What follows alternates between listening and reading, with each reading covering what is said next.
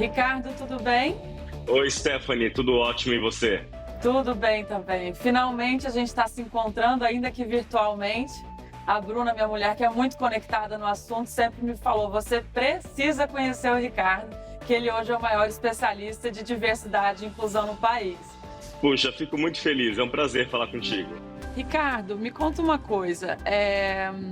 A gente, quando foi desenvolver esse episódio dessa temporada do programa, claro, diversidade não poderia estar de fora, mas a gente optou por falar sobre diversidade em altos cargos de liderança, né? Porque muito se fala, graças a Deus, sobre diversidade e inclusão, e às vezes a gente vê isso ainda na base da pirâmide, em alguns cargos sempre todos muito importantes, mas a gente sabe que o poder de decisão realmente é aquele que tem o poder de mudar muitas coisas, né?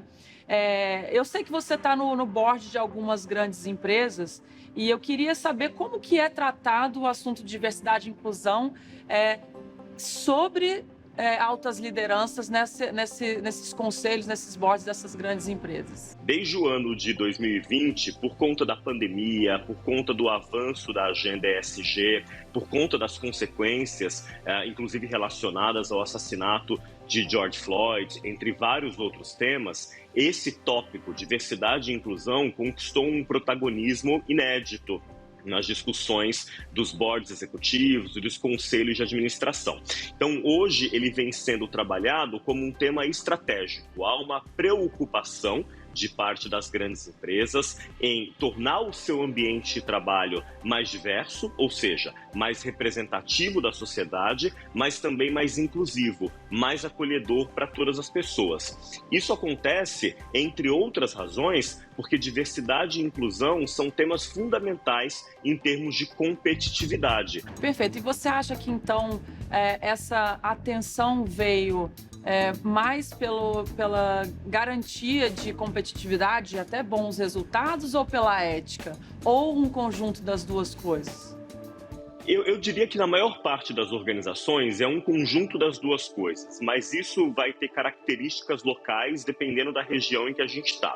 Quando a gente olha para o Brasil, por exemplo, o Brasil é um dos países mais desiguais do mundo. Nós somos um país em que a população negra representa 56% do nosso contingente populacional e, no entanto, ela não chega a 5% nos cargos de alta liderança nas organizações. Nós somos um país também de contradições, um país que realiza a maior parada do orgulho LGBT do mundo, mas que ao mesmo tempo lidera os rankings de violência contra pessoas LGBTs.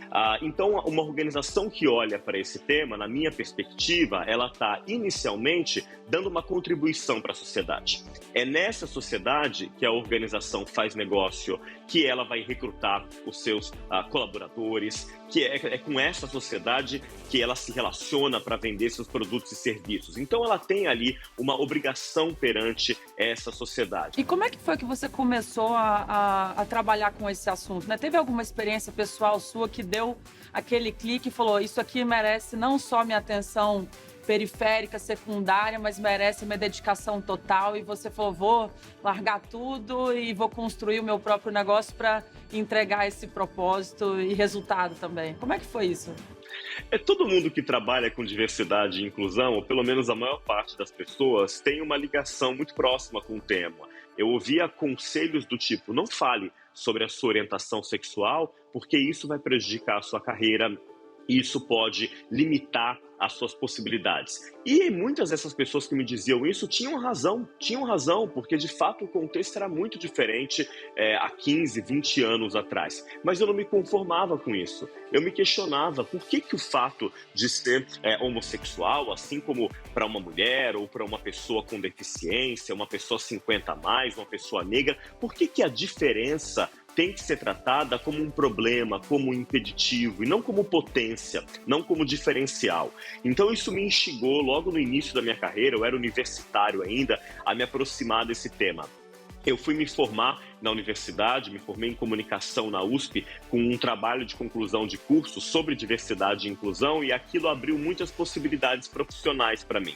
As empresas no Brasil, elas estavam começando a falar sobre esse tema, eu era um deles. Quando houve o boom dessa agenda, nos anos 2014, 2015, sobretudo, muitas empresas passaram a olhar para a pauta e aí eu percebi que eu tinha uma oportunidade ali, que era de largar minha carreira no setor financeiro, onde eu trabalhava, e abrir a minha própria organização. E foi assim que nasceu a Mais Diversidade Consultoria. Que bacana, Ricardo. É muito curioso ouvir, assim, eu também, obviamente, tenho essa ligação muito próxima com a agenda e é curioso e doloroso, né? Às vezes muitas pessoas no mundo corporativo saírem do armário muito tarde. E eu fui uma delas, né? Eu não sei se a gente acha, e eu falo por experiência, se é porque associado ao poder, talvez a gente pode fazer mais transformação. Então, uma vez que a gente já chegou lá, agora eu posso falar, então agora eu posso puxar com mais força essa agenda. Você acha que é isso que acontece em geral, por ter, então, pessoas acima de 30, 40, né? Não tão jovens, são todos jovens, mas assim, os 18, tá entrando no mercado de trabalho e não quer se abrir, enfim, conversar sobre o assunto. Você acha que tem a ver com isso ou uma perspectiva talvez só minha? Eu acho que tem um recorte geracional aí que é super interessante. Eu tenho 38 anos, eu sou da geração millennial, mas eu brinco que eu já sou um millennial envelhecido, né? Caminhando aí para os 40 anos. A minha geração já teve muito mais oportunidades de lidar com esse tema do que a geração anterior, que hoje tem os seus 50 ou 60 anos. Por outro lado, a geração mais jovem, via de regra, não vê como uma possibilidade ficar no armário. Essa possibilidade não existe para um jovem de 18, 20 anos. Essa pessoa quer chegar numa organização e poder se levar por inteira, falar abertamente sobre quem ela é. Porque isso é fundamental em termos de construção de autoestima, mas é fundamental para que essa pessoa possa, inclusive, dar a sua contribuição para aquela organização de maneira integral. A gente tem pesquisas que mostram que uma pessoa LGBT que não se sente à vontade para falar sobre sua orientação sexual ou identidade de gênero no trabalho, ela chega a ser 30% menos produtiva, porque dentro da empresa ela está gastando uma parcela significativa do seu tempo que poderia ser aplicado no desenvolvimento das atividades, pensando se ela vai ser descoberta ou algo do tipo. Mas eu noto que hoje é mais comum que pessoas ocupando cargos de liderança se sintam à vontade para falar sobre isso.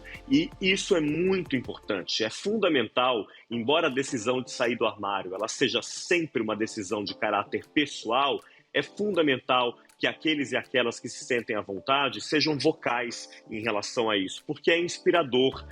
Para uma pessoa LGBT no início de carreira, ver uma outra pessoa LGBT ocupando, por exemplo, uma posição de liderança, seja numa organização, seja apresentando um programa de televisão, isso mostra novas possibilidades, isso mostra novos caminhos, mostra que é possível também. Na minha geração, eu não tinha grandes referências, eu não tinha nenhuma referência de um executivo ou executiva bem-sucedida que fosse LGBT. Na mídia, o que a gente via 15, 20 anos atrás, também era só estereótipo, deboche, aquelas piadas, muitas aspas aqui. Isso hoje tem mudado, e tem mudado graças a essa nova geração que chega com uma disposição renovada, mas graças também a gente que está aí na vida e na estrada há mais tempo e que tem falado abertamente sobre esses assuntos como uma forma de mostrar novas possibilidades para quem vem na seguida. E foi justo esse dado da tua pesquisa, inclusive, que me chamou muita atenção, que o que era mais importante para a população LGBT no ambiente de trabalho, e, se não me engano, 54% dizia que era ter referências LGBT na liderança, né? Eu acho que é por isso realmente que é importante, por mais tardia que às vezes seja essa saída do armário, é importante dar voz e visibilidade a esse assunto, porque aí a gente justo consegue construir uma próxima geração livre, leve, inclusive para contribuir, né, para realmente entregar maiores resultados e não deixar esse peso dessa segunda vida, né, que a gente às vezes leva ali, não atrapalhar, muito pelo contrário, né? E a gente naturaliza, né, Stephanie? Isso que eu acho que é o mais bacana.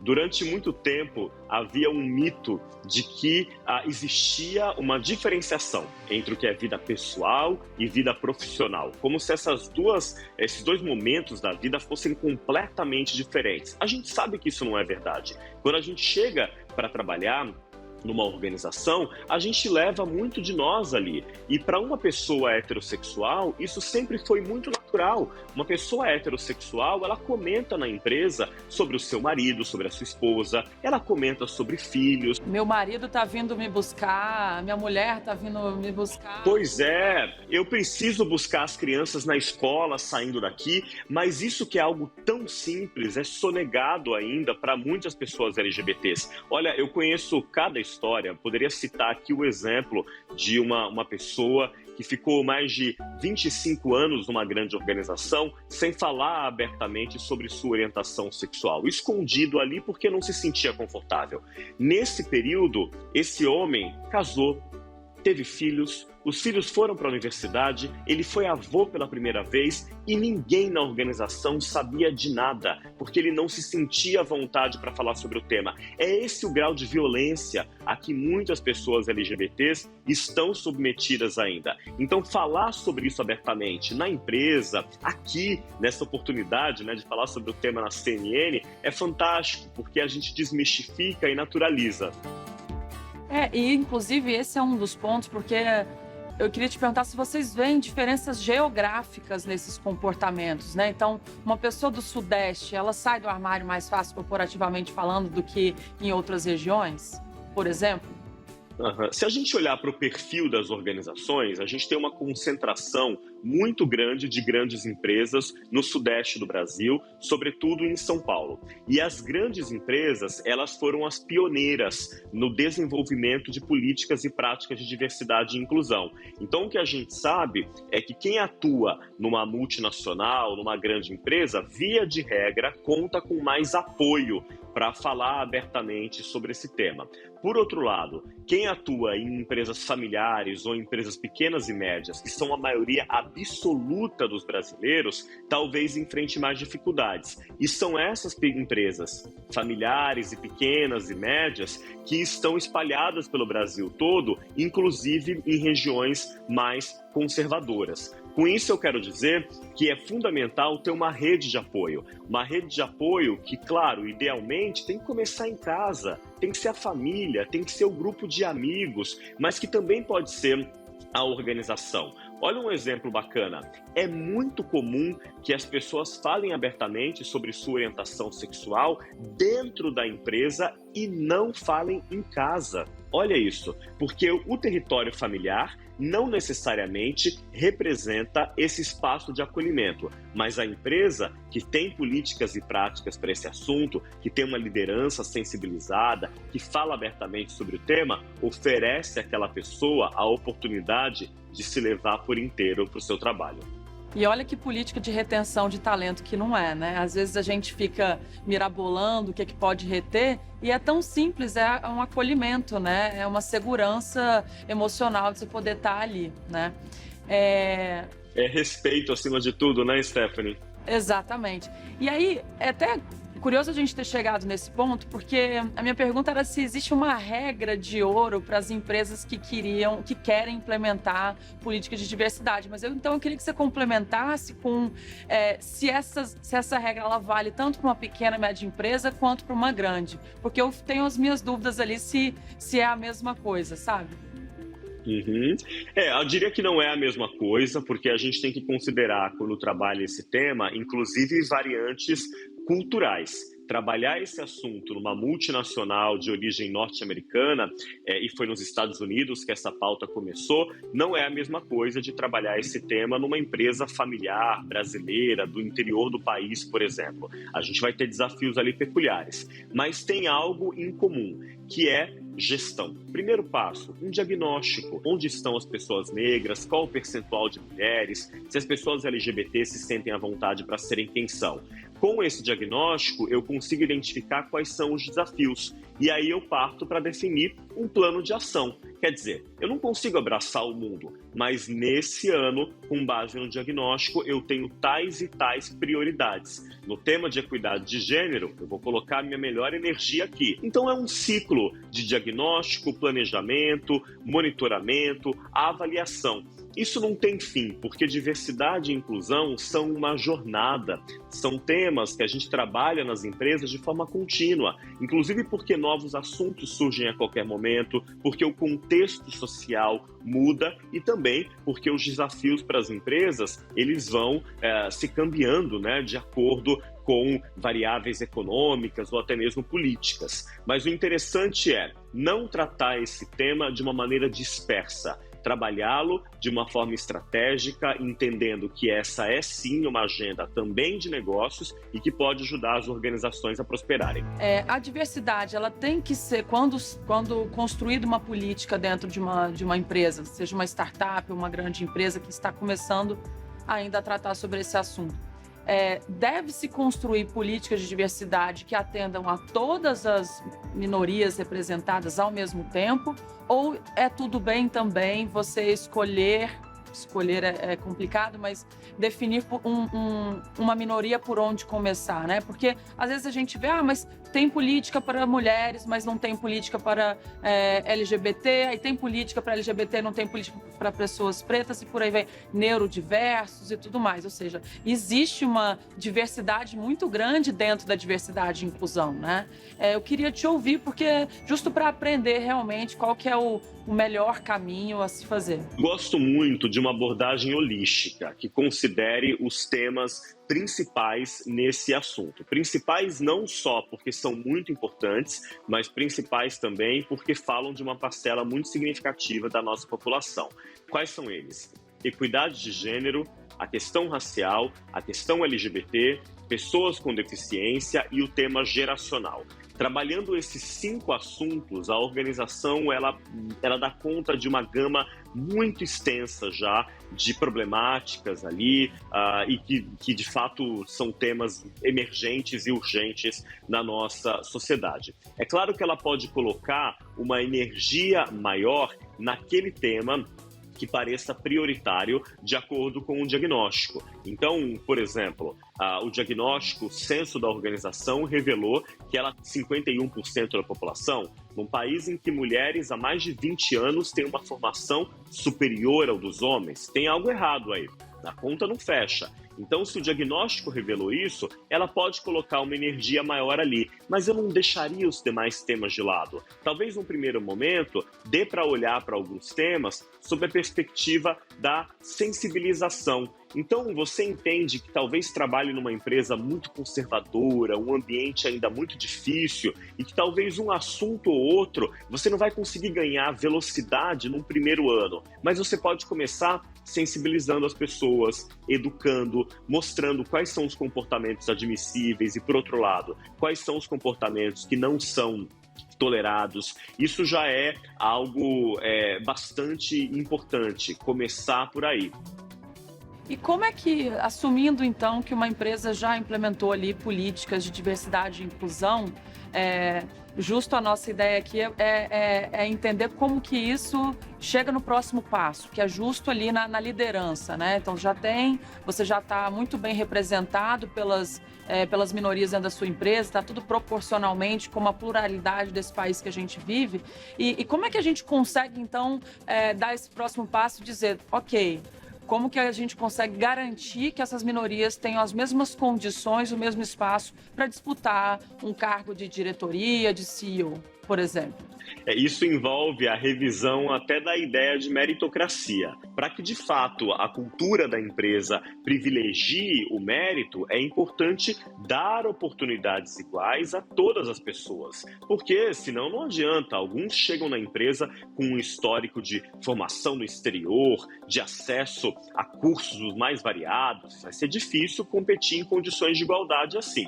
A organização deve, uma vez mapeados ali os representantes desses grupos que a gente chama de minorizados, né? Mulheres, pessoas negras, LGBTs, pessoas com deficiência, ela pode identificar talentos ali, porque ninguém começa num cargo de liderança. Tem uma jornada para se chegar ali. Sim, até idiomas, né? Que em teoria, para uma parcela privilegiada da população, é um tema quase que padrão, né? Já praticamente nasce bilíngue, vamos dizer assim, e às vezes para uma pessoa brilhante que teve menos oportunidades na vida, o idioma é só aquele detalhe que falta. É um detalhe muito importante, é divisor de carreira, sim, mas por que não, né, dar um curso de idioma, por exemplo, e por aí vai, investir na formação, né? Às vezes, imagine a situação. Você entrevista uma pessoa, ela tem todas as características que você considera relevantes para aquela vaga, com exceção de uma. O inglês dela é intermediário, ele não é ainda aquele inglês avançado. É aquele momento em que você deve fazer uma avaliação e falar, puxa, mas ela tem todas as demais características. Por que eu não trago para dentro da minha empresa e ofereço a oportunidade de se desenvolver? E além do mais, ainda vai ser um profissional muito grato à sua organização, porque você ofereceu uma oportunidade de desenvolvimento. Então esse teu exemplo é excelente. Verdade, verdade. Olha, quem não se posiciona é posicionado. É fundamental que as organizações assumam uma posição no tema de diversidade e inclusão. É importante que elas comuniquem para a sociedade a visão que elas têm em relação a esse assunto, quais são as prioridades e o que elas pretendem fazer nessa agenda. Isso muda tudo, muda a regra do jogo e chama realmente a responsabilidade para as empresas realmente provarem de que a prática está alinhada com o discurso, né? Sem dúvida, sem dúvida. Esse chamado à transparência é uma grande tendência, mas eu dividiria também uma tendência de curto prazo, porque eu acho que é importante a gente estar atento a ela. O ano de 2022 tende a ser um ano muito intenso no Brasil. Esse vai ser um ano de eleições, esse vai ser um ano de comemorar o bicentenário da nossa independência, vai ser um ano de Copa do Mundo, vai acontecer de um tudo por aqui.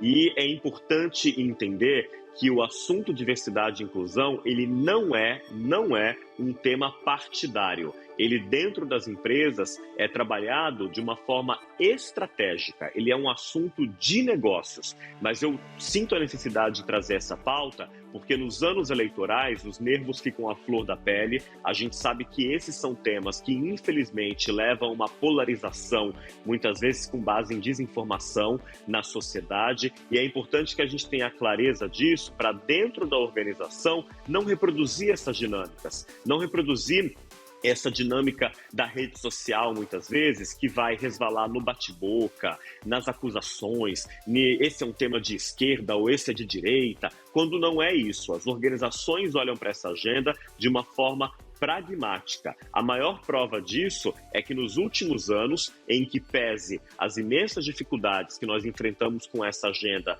no plano governamental, o tema cresceu bastante dentro do meio empresarial. Olha, eu não sei vocês, mas eu aprendi demais hoje. Não é porque a gente faz parte da agenda de minoria, né? No meu caso, LGBT e mulher, que a gente não tem muito o que aprender. Então, se você faz parte de uma minoria também, te incentivo a procurar, a estudar o assunto. Tem muita coisa na internet, existem séries na televisão tratando do assunto, seus colegas. E quem não é, que se torne um aliado, que estude igualmente, porque além das políticas afirmativas que as empresas podem montar, as pessoas também, fora da agenda, têm um papel fundamental nessa inclusão. Ricardo, muito obrigada pela sua participação. Onde você está agora? Eu estou em Salvador, eu sou um paulista apaixonado pela Bahia, então eu estou passando uma longa temporada por aqui agora. Faz você muito bem. Obrigada mesmo. E a gente se encontra por aí, se esbarra quando você estiver em São Paulo. Vamos tirar esse cafezinho do papel.